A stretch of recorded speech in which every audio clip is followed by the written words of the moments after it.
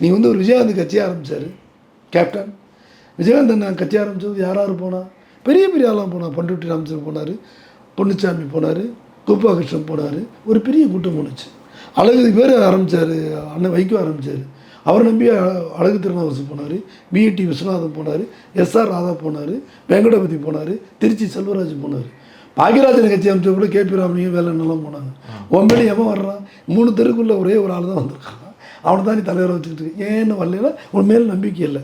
நீங்கள் வேறு நடத்தினார், கூட்டம் நடத்தினார் விடுதலை சிறுத்தை திரும்பான்னு. 92,000 சேர் இருந்துச்சுன்னு சொன்னாங்க. சேர் போகிறவனை கேட்டேன். இப்போ இவரை கேட்டேன், ராமதாஸ் கேட்டேன், அது 1,30,30,000 சேர் இருந்துச்சுன்னு சொன்னாங்க. வெறும் 42,000 சேர் தானே சேர் இருந்துச்சு விஜய்க்கு. அதுக்கு என்ன சார் இப்போ ஆர்ப்பாட்டம்? நடிகரை பார்க்குறக்க கூட்டம் வரும். அடுத்த சிரஞ்சீவிக்கு வராத கூட்டமா? உனக்கு வந்துட போகுது. நீ ஆக்டிவாக பண்ணணும். அரசியல் விஜய் பண்ணவும் இல்லை. அந்த அரசியல் பார்த்து நான் விஜய் பார்த்து பயப்பட வேண்டிய எங்களுக்கு அவசியம் கிடையாது.